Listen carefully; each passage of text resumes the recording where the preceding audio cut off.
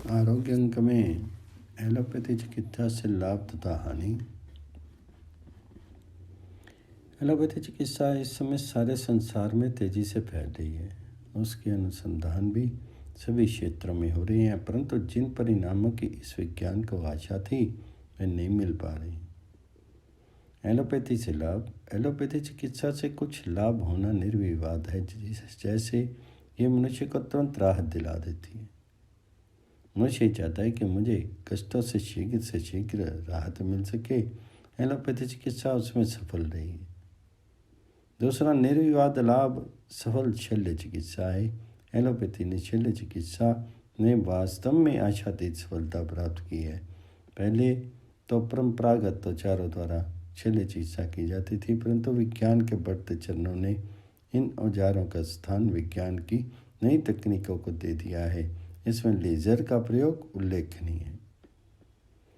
अणु तकनीक ने भी इस चिकित्सा पद्धति में बहुत सहायता की है। अब तो विज्ञान निरंतर इस ओर प्रयत्नशील है कि जहाँ तक हो शल्य चिकित्सा में चीरफाड़ कम से कम करनी पड़े। एलोपैथी चिकित्सा विज्ञान के स्थापित सिद्धांतों पर आधारित है। इससे नित्य नया प्रयोग होता रहता है, जो इस चिकित्सा पद्धति को प्रगति की ओर ले जा रहा है। परंतु इन सब के होते हुए भी इसको अपेक्षित सफलता नहीं मिल पा रही। इस पद्धति में इंजेक्शन एक ऐसी ही प्रक्रिया है जिसके परिणाम शीघ्र ही सामने आ जाते हैं और इसके द्वारा मनुष्य की तत्काल राहत मिलती है। इस प्रक्रिया से कई कठिन रोगों पर अंकुश लगाने में सहायता मिली। वैज्ञानिक पद्धति पर चलते हुए इस चिकित्सा पद्धति में विभिन्न परीक्षणों का विशेष महत्व है। यदि परीक्षणों में रोग के लक्षण नहीं आते तो डॉक्टर ये मान करके चलता है कि रोगी को कोई रोग नहीं है, परंतु वास्तविकता ये नहीं होती है। परीक्षणों में कहीं ना कहीं कुछ कमियां रह ही जाती हैं, जिनके लिए वे और परीक्षण करना चाहते हैं। नए नए यंत्र निकाले जा रहे हैं, नई नई तकनीक विकसित की जा रही है जिससे परीक्षण पूर्ण हो सकें, परंतु ये कितना सफल हुआ है ये तो भविष्य ही तय बता पाएगा। एलोपैथी में हानि। एलोपैथी से लाभ तो जो हैं वे प्रत्यक्ष ही हैं, पर इस पद्धति में जो सबसे बड़ा दोष है वह है दवाइयों का प्रतिकूल प्रभाव, साइड इफेक्ट। एक तो दवाइयाँ रोग को दबा देती हैं, से रोग निर्मूल नहीं हो पाता, साथ ही वह किसी अन्य रोग को जन्म भी दे देता है। ये इस पैथी के मौलिक सिद्धांत की ही न्यूनता है। दूसरी बात है अधिकतर रोग डॉक्टरों के अनुसार असाध्य भी हैं, जैसे हृदय रोग, कैंसर, एड्स, दमा, मधुमेह आदि। यहाँ तक कि साधारण से लगने वाले रोग जुकाम का भी एलोपैथी में कोई उपचार नहीं। पेट से संबंधित जितने भी रोग हैं वे तो अधिक डॉक्टरों की समझ में कम ही आते हैं। उधर लोगों का परीक्षण भी कठिन होता है तथा उसके सकारात्मक परिणाम भी नहीं मिल पाते। उधर रोगों का जितना सटीक एवं सफल उपचार आयुर्वेद में है उतना और दूसरी चिकित्सा पद्धति में देखने में नहीं आता। अधिकतर रोग उधर से प्रारंभ होते हैं, अतः यदि वहाँ पर अंकुश लगाया जा सके तो कई रोगों का निदान स्वतः हो जाता। मनुष्य अधिकतर स्वस्थ और निरोग रह सकता है। डॉक्टरों के पास एक ही अस्त्र है कि वे एंटीबायोटिक दवाई देते हैं जो लाभ कम और हानि अधिक करती है।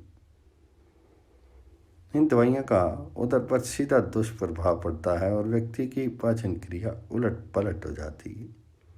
यदि वह उस दवाई को शीघ्र ही बंद ना कर दे तो दूसरी व्याधि उग्र रूप ले लेती है। इस चिकित्सा पद्धति में औषधि से अधिक शल्य चिकित्सा सफल हो पाई है। यहाँ तक कि जिन कई रोगों का आयुर्वेद अथवा यूनानी या होम्योपैथिक चिकित्सा में औषधियों से उपचार हो जाता है, वहाँ भी एलोपैथी शल्य चिकित्सा का सहारा लेती है। दूसरे शब्दों में ये पद्धति शल्य चिकित्सा पर अधिक आधारित हो जा रही है। इससे ये चिकित्सा अन्य चिकित्सा पद्धतियों से महंगी भी होती है और साधारण व्यक्ति की पहुंच से बाहर होती जा रही है। एलोपैथी में यह भी देखने में आया है कि कई ऐसे रोग हैं जिनका कोई कारण डॉक्टरों की समझ में नहीं आता। वे उसका नाम एलर्जी दे देते हैं। इसका उनके पास कोई उपचार नहीं है। डॉक्टर लोग इस एलर्जी के उपचार के विषय में सतत प्रयत्नशील है, परंतु अभी तक उन्हें विशेष सफलता नहीं मिल पाई है। इस कथित रोग के विशेषज्ञ भी हो गए हैं, परंतु परिणाम कोई विशेष नहीं मिल पाया है। ये कहा गया जा सकता है कि एलोपैथी चिकित्सा से लाभ सीमित है, परंतु इससे हानियाँ अधिक हैं। इसलिए आज संसार के जिन देशों में केवल इसी चिकित्सा पद्धति का अनुसरण हो रहा है, वे भी दूसरी चिकित्सा पद्धतियों की और आकर्षित हो रही हैं। यूरोप के कुछ देश होम्योपैथिक अथवा प्राकृतिक चिकित्सा की ओर आकर्षित हो रहे हैं, जबकि अमेरिका के लोग अब आयुर्वेद की ओर विशेष आकर्षित हो रहे हैं।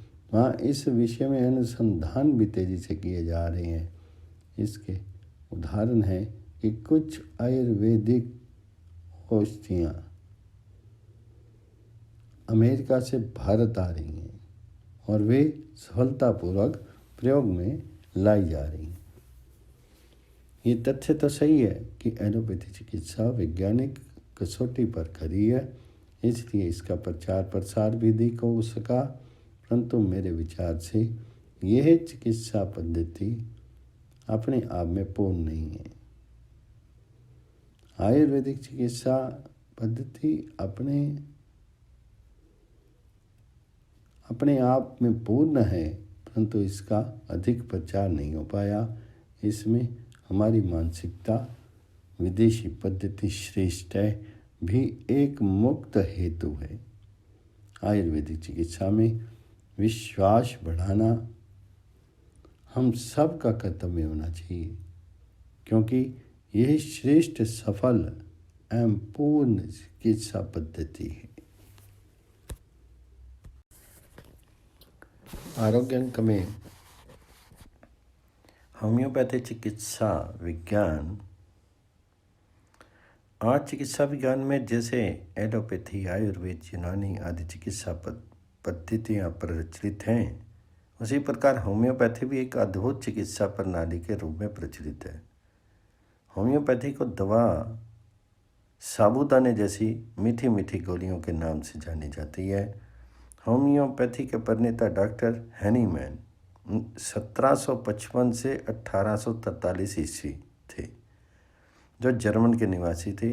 डॉक्टर हैनीमैन एलोपैथी में MD उपाधि प्राप्त चिकित्सक थे। उन्होंने 10 वर्षों तक एलोपैथी की चिकित्सा के दौरान ये अनुभव किया कि इस पद्धति में रोग को तेज दवाओं से दबा दिया जाता है, जो आगे चल करके घातक दुष्परिणामों के रूप में उभरता ही रहता है। एक बीमारी हटती है तो दूसरी उठ खड़ी होती है, फिर तीसरी और अंत में ऐसी जटिल बीमारियां हो जाती हैं कि वह असाध्य रोग की श्रेणी में आ जाती है। इन घटनाओं से डॉक्टर हैनीमैन के अंतर्मन में नफरत पैदा होते ही उन्होंने एलोपैथी की चिकित्सा को हमेशा के लिए छोड़ दिया और सन 1790 ईस्वी से दिन रात एक करके एक निर्दोष एवं सार्थक चिकित्सा प्रणाली की खोज में अपना पूरा जीवन खपा दिया। अंत में इस महापुरुष डॉक्टर हैनीमैन ने पीड़ित मानवता की सेवा के लिए होम्योपैथी चिकित्सा विज्ञान जैसी संजीवनी विद्या खोजी निकाली। होम्योपैथी चिकित्सा प्रणाली के मुख्य सिद्धांत हैं।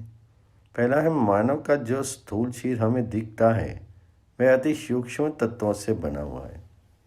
रोग का प्रारंभ स्थूल शरीर में नहीं होता, पहले रोग सूक्ष्म शरीर में आता है। यदि सूक्ष्म शरीर जीवन शक्ति, वाइटल फोर्स स्वस्थ है, सबल है, रेजिस्टेंस पावर अर्थात रोग प्रतिरोधक शक्ति मजबूत है, तो रोग का आक्रमण सूक्ष्म शरीर पर नहीं हो सकता और स्थूल शरीर स्वस्थ बना रहता है। किंतु यदि हमारी जीवन शक्ति, सूक्ष्म शरीर, आंतरिक शक्ति अस्वस्थ है, निर्बल है, तो रोग पहले भीतरी शक्ति पर आक्रमण करके उसे और निर्बल कर देता है। फिर स्थूल शरीर पर विभिन्न अंगों में रोगों के लक्षण प्रकट होने लगते हैं, जैसे सिर दर्द, पेट दर्द, सर्दी, जुकाम, खांसी के दस्त, बुखार इत्यादि। यदि उपचार से इस सूक्ष्म शरीर अर्थात जीवन शक्ति को रोग मुक्त कर दिया जाता है तो स्थूल शरीर अपने आप रोग मुक्त हो जाता है। होम्योपैथी की शक्तिकृत दवा सूक्ष्म रूप में ही होती है, अतः सूक्ष्म तत्व पर सूक्ष्म तत्व का ही स्थायी प्रभाव पड़ता है और रोगी रोग मुक्त हो जाता है। दूसरा है, स्वस्थ शरीर में जो औषधि रोग के जिन लक्षणों को उत्पन्न करती है, यदि रोगी में वैसे ही लक्षण पाए जाते हैं तो वहीं औषधि होम्योपैथिक शक्तिकृत रूप में, सूक्ष्म रूप में उन लक्षणों को ठीक कर देगी। बीमारी का नाम चाहे कुछ भी क्यों ना हो। इस सिद्धांत को एक उदाहरण द्वारा स्पष्ट किया जा रहा है। जैसे स्वस्थ शरीर में संख्या आर्सेनिक बेचैनी पैदा करता है, शरीर में जलन उत्पन्न करता है, बार बार प्यास लगती है, इस तरह के अनेक लक्षण पैदा करता है। होम्योपैथी के सिद्धांत के अनुरूप यदि वैसे ही लक्षण किसी रोगी में पाए जाते हैं तो इन लक्षणों को होम्योपैथी की आर्सेनिक नामक शक्तिकृत दवा दूर कर देगी। उपयुक्त लक्षण चाहे हैजे में ही हो, सर्दी जुकाम बुखार में हो, पेट के अल्सर में हो, सिर दर्द में हो या कैंसर में हो, बीमारी के नाम से कोई मतलब नहीं। बीमारी का नाम चाहे जो हो, रोगी के ये लक्षण आर्सेनिक नाम की होम्योपैथी की दवा से ठीक हो जाएंगे और रोगी रोग मुक्त हो जाएगा। तीसरा है, होम्योपैथी में रोग का नहीं रोगी का इलाज होता है।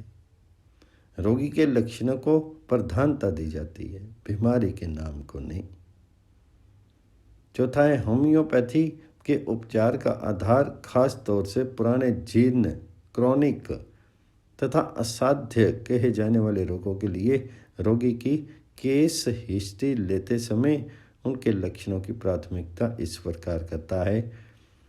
अ मानसिक लक्षण, ब सर्वांगीण लक्षण यानी व्यापक लक्षण जो पूरे शरीर की पीड़ा का बोध कराता हो, स अंग विशेष के लक्षण, द कोई असाधारण या विलक्षण लक्षण, ई रोगी की प्रकृति।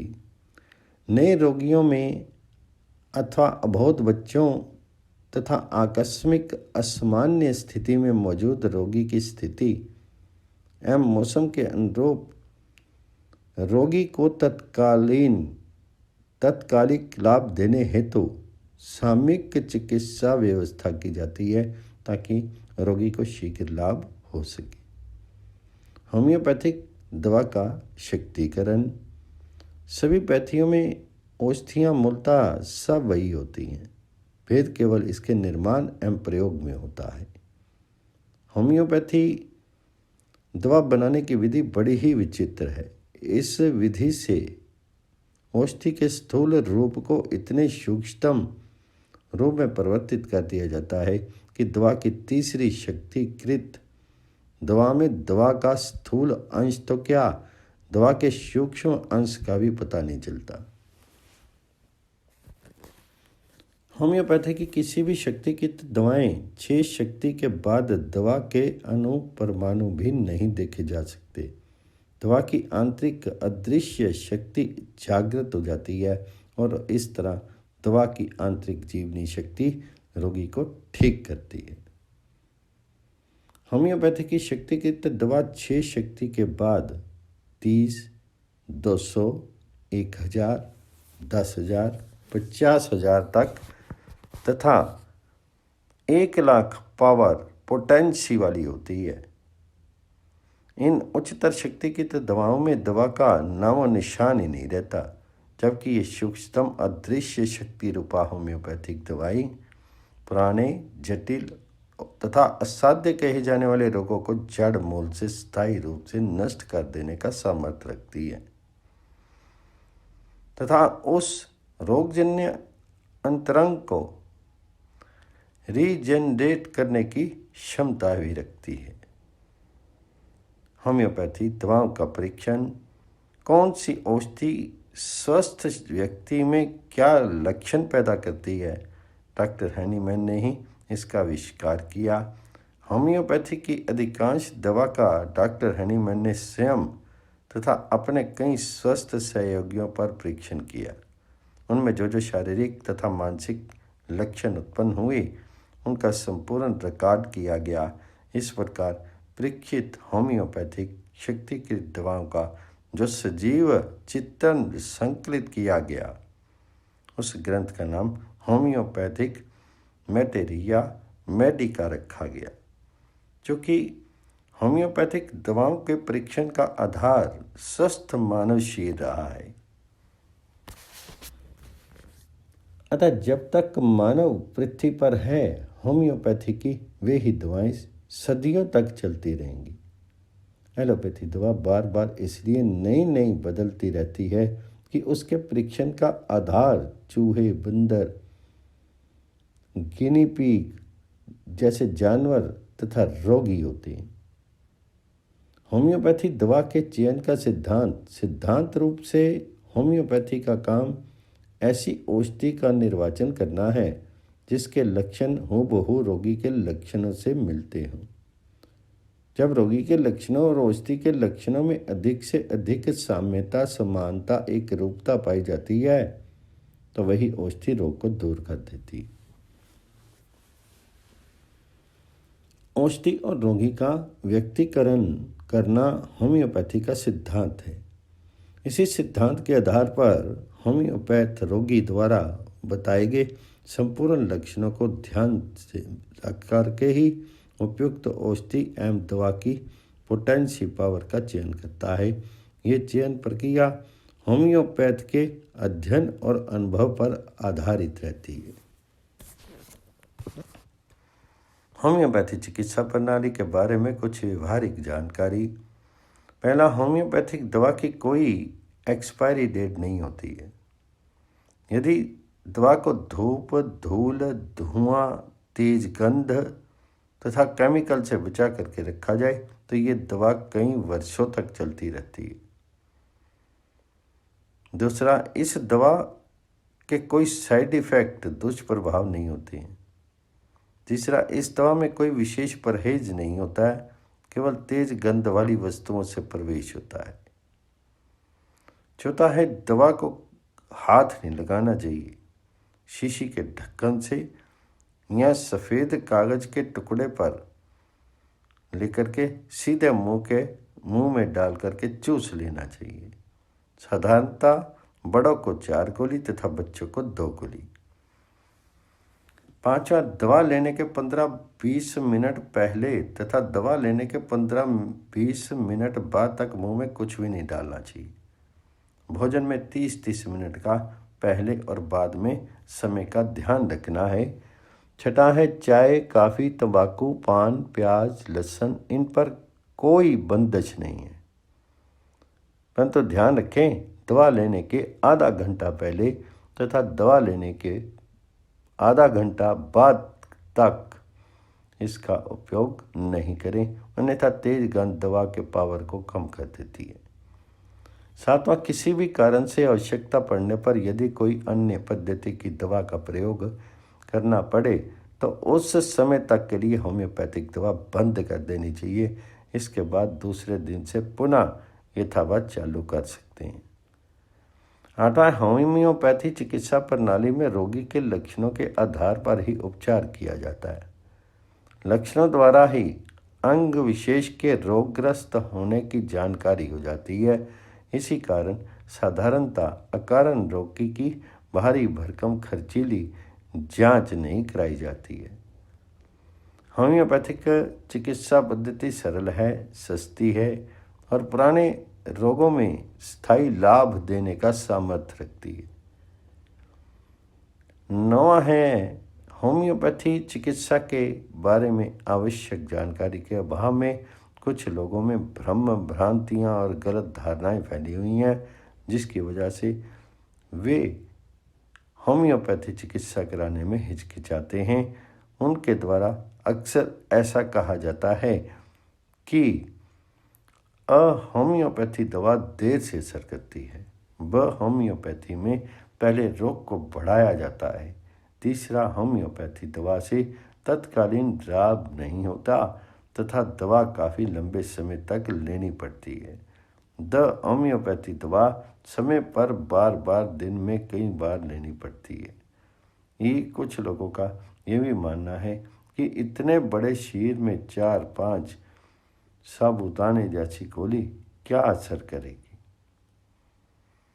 ऐसी कई भ्रांतियाँ एवं गलत धारणाओं के कारण होम्योपैथी की सही जानकारी के अभाव में रोगी तत्कालीन एवं क्षणिक लाभ के लिए इधर उधर भटकने के उपरांत अंत में स्थायी लाभ के लिए होम्योपैथी चिकित्सा के लिए आते हैं। और जब इस संजीवनी चिकित्सा विद्या से लाभान्वित होते हैं तब फिर इसे छोड़ करके दूसरी चिकित्सा पद्धति नहीं अपनाते।